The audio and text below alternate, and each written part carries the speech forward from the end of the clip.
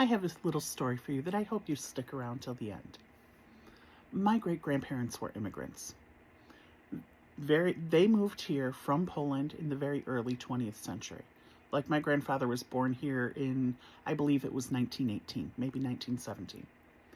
He has a younger sibling who was born at home on the farm. There was a problem with the delivery, and as a result, he was developmentally disabled.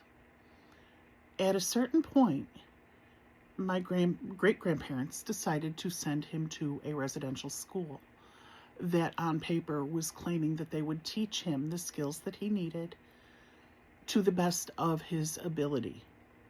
Okay? They would teach him English. If he could be taught to read and write, they would teach him that. They would teach him skills he would need. When he returned home for Thanksgiving that year, he returned home with scars, welts, and open wounds on his back, on his knees, on his hands. He did not go back. He was being forced to clean 16 hours a day. He was being beaten for speaking Polish or not being able to enunciate well, which due to his disability, he was not able to enunciate well.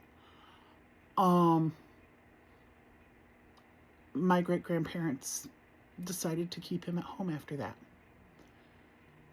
because that school was not doing what they said and because they were beating their baby.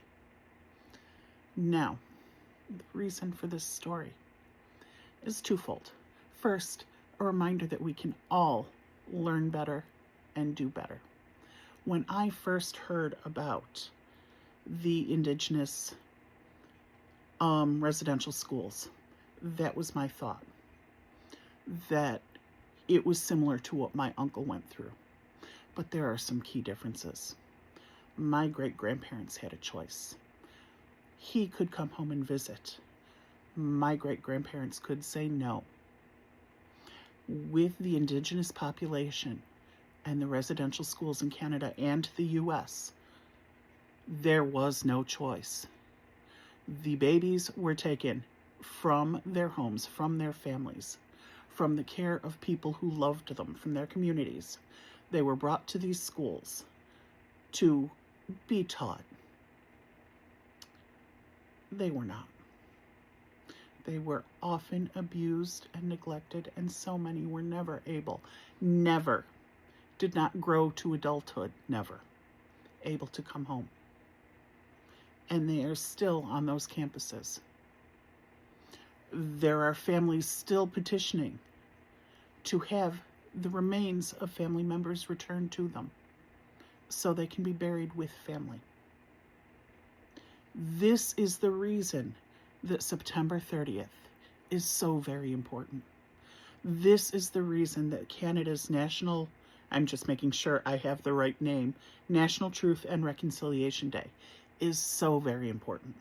This is why it is so very important for us to learn, because I had no idea until I looked into it more. And I challenge you to take the time, if you've not heard of this, if you're not familiar with this situation, to look into it, to learn more.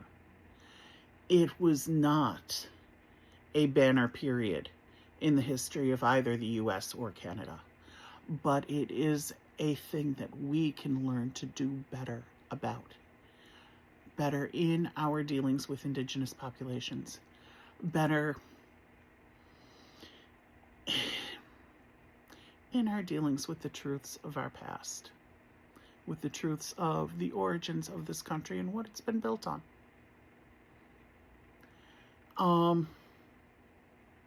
September 30th is a day to wear an orange shirt. I really wish I could afford to buy a shirt this year, but it's not in my budget. So this is what I am doing.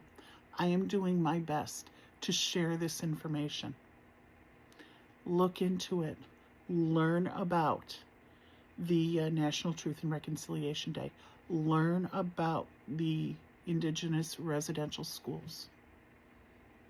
It was horrible, and no child should have had to go through that. And understand, I believe the last school was closed in 1998. This is not something that happened ages ago. This is something that most of us can remember.